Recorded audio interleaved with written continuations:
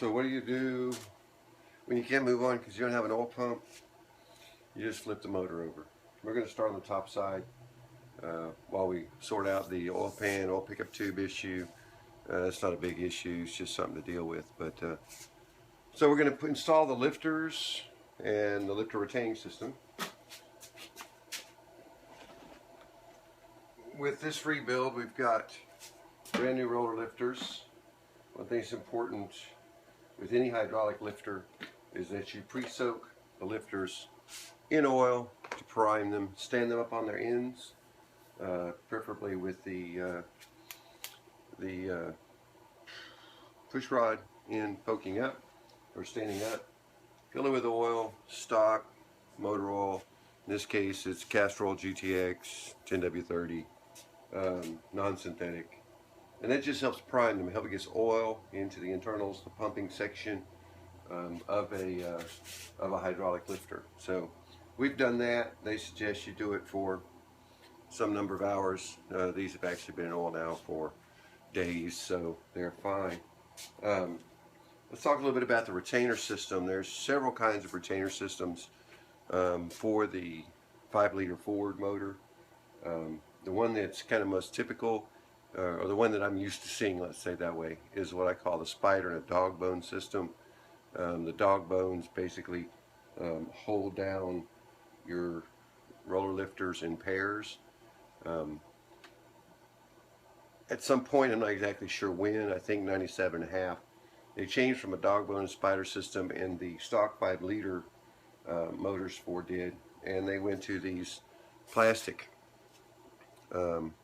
lifters, lifter retainers. And so, I don't know, I was concerned it's plastic after all. So I made a call to Ford Motorsports and I asked about it, and I guess I got lucky. Got a guy on the phone who actually built a 302, and he said that he actually preferred these type over the dog bone type. And he did suggest if I was concerned about it, I could order some new ones, but that he thought they were quieter and better for, you know, moderate horsepower applications. Now, when I say moderate, if you're going to go up to 400 horsepower, I'm not sure this is necessarily your answer, though I don't know that it would be a problem.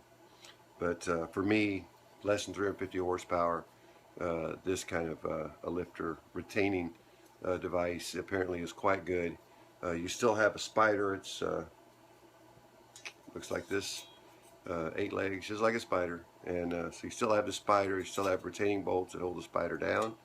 But then instead of the dog bones, 8 of them, you have 4 of these, and these actually retain a total of 4 lifters each.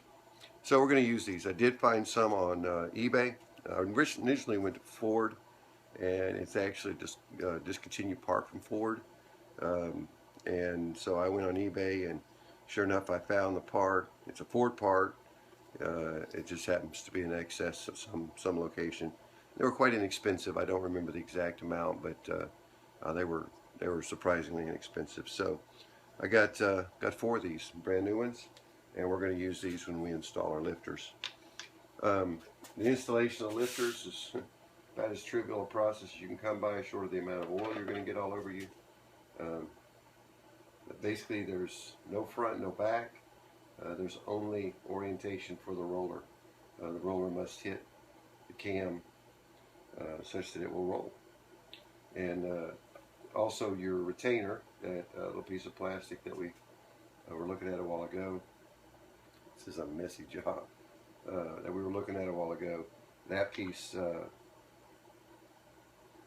will actually specify orientation. They won't go on if your lifters are not in the correct orientation. So it's just a matter of setting all 8 of these onto the cam, and then we'll install the retaining system. So I said 8, didn't I? I meant 16. I'm gonna have to apologize for my words. Seems like I always get things mixed up. Just don't always. I got the right words in my brain oftentimes, and it just doesn't come out of my mouth. But I think some of the prior videos I'm trying to say 15 10,000s. I say 15,000s. Look, if you're not sure, ask. I certainly can't take liability for my for my words, because they just come and go sometimes. They're not always consistent. But one thing we're going to do after this, this video just contained the lifter installation. If you're done, feel free to move on. But in the next video, we're going to CC the heads, and then after we CC the heads, we're going to begin the head installation soon thereafter. So we're making our way along. Hopefully a day or two will resolve the oil pan issue, at least determine which parts we're going to get and get them coming. I also need to get the harmonic balancer, potentially even the flywheel, coming this way. A couple of parts I haven't yet ordered, so it'll take a couple days, but we'll get that sorted out. So the bottom end will just stay as is for now, and it won't go anywhere. It'll be there when we need it. So we continue. I think we've managed to get 5 cylinders worth, 10, 11, and now 12.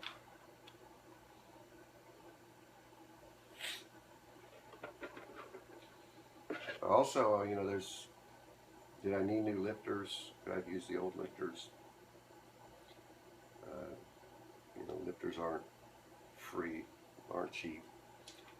But I chose to go ahead and get new lifters just because, in my experience, limited albeit, it's a good place for gums and garbage and your oil to hang up. Fairly small clearances within those lifters, and can cause you problems down the road. The lifter doesn't return.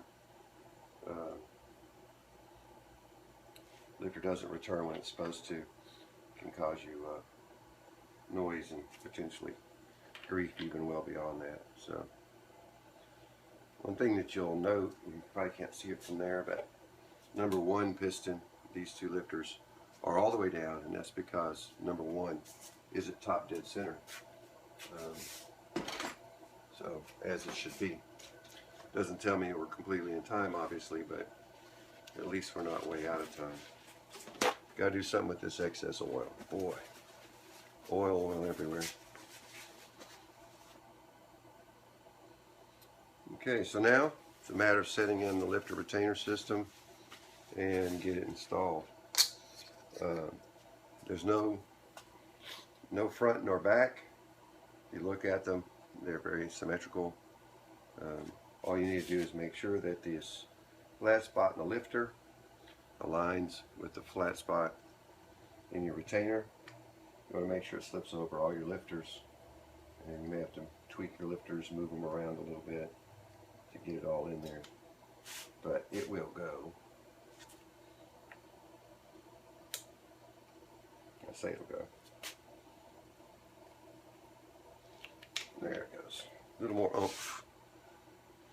Just need a little more oomph. And one thing we're going to do is we're going to, after we install the retaining system for the lifters, we're going to turn the motor over, and we're going to make sure that all lifters move up and down freely with the retainer system in place. There we go.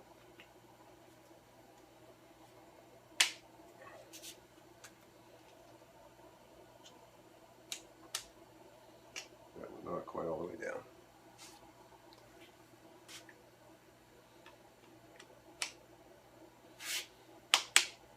That one's down. This one. Now it's down. Okay. So we're all in. We're all down against the block. Then in comes the spider. Sounds like a children's rhyme of some kind. In comes the spider. Again, don't lose your parts. Bag them and tag them.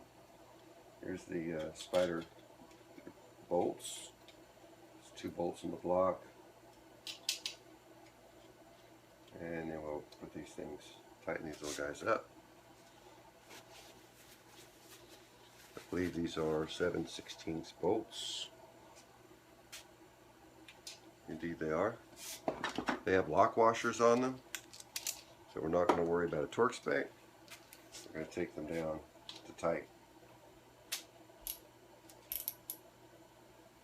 And just for your information, I did take off that oil pickup tube off of the pump after I figured out that that oil pan's not going to work. I did that to recover the gasket. I'm not sure if I'll reuse it, but I also did it mostly to get rid of the RTV that was on the oil pump. Easier to take it off while it's still damp and malleable than to wait till it is hardened up. So.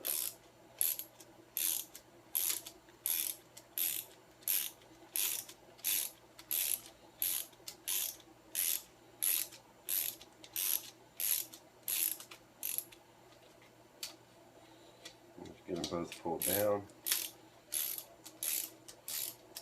And it doesn't lay against the block because it's actually holding pressure here on the retainers. It doesn't lay on the block until you crank it down. Hard to tell you how much force I'm putting on it, but putting what I'm hoping is enough to lock the washer, but not enough to strip the screw. There are small screws. It doesn't take a lot of torque. You don't want to put a lot of torque on them. Alright, so our lifters are installed. Our retainer system's installed. So that portion should be complete now. To be sure, we're going to turn the motor over and see if you can see. I don't know if you can tell much about the lifters, but I'm going to watch them anyway.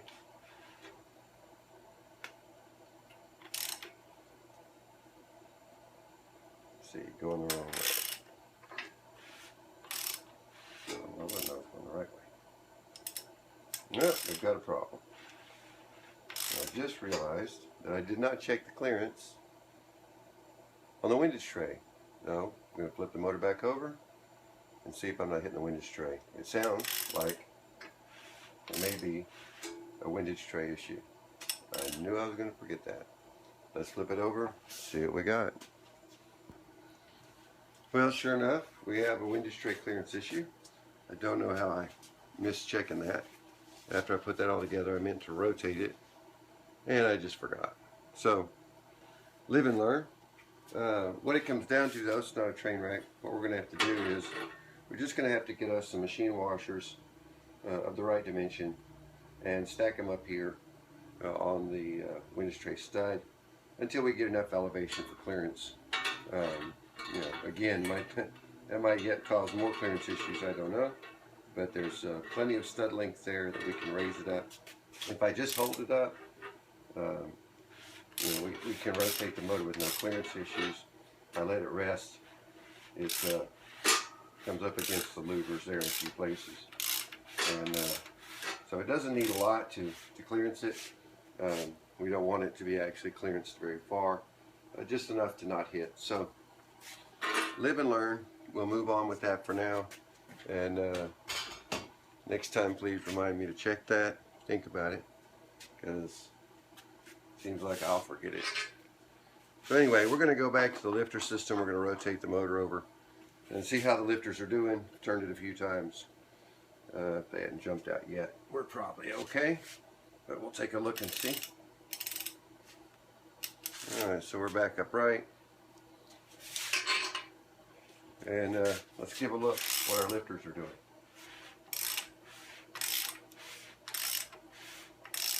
Oh, well, they're staying up, obviously. I mean, sitting here watching for them to do something as if they did tricks, but they basically all lifted off the cam lobes now. And so you pretty much have to push them back down. But from what I'm seeing is they're getting full lift without causing excess stress to the lifter retainer system. So we should be okay now on the lifter retainer. We're going to check this again once the heads are installed, of course. But you know, for now we look good, I think. And one thing while I'm thinking about it too, firing order.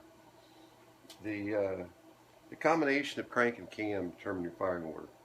For a stock crank, if you go and buy, say you call Comp Cams or well, any of them really, and you order a cam, oftentimes on your cam card it'll give you the firing order. Keep your cam card, and one of the many reasons to do that. If it doesn't include on your cam card what the firing order is, just call your cam manufacturer. I call Comp because it didn't say on the cam card exactly what the firing order was. There are two firing orders for 302/5 liter motors. There's the traditional early series 1, 3, I don't remember the order. But then there's a second firing order for the more modern engines, the firing order for this thing in its stock form. And that's not the firing order we're going to use. We're going to use the original early 302 firing order. So check with them and see so you know your firing order. If you're not sure, now's a great time to figure that out. Once you get your lifters in, or even once you get your heads on and you rotate the motor, you should be able to determine from the pattern of lift which piston will fire first. One is number one, then which one's second, which one's third, which one's fourth. Generally you're going to have some kind of a stock firing order, so usually if you get a couple of 3 or 4 pistons you should know the entire order, but you can walk through it and check the order for the entire for all the pistons if you want to, just to confirm it. But basically your cam crank combination is what's going to define your firing order, and so once those items are installed, if you're not sure, it's a great time to go see. So lifters in, lifter retainer systems in, we're ready to start moving on to the heads. Next thing we're going to do, CC the heads, start looking at installing them. We'll talk to you guys later.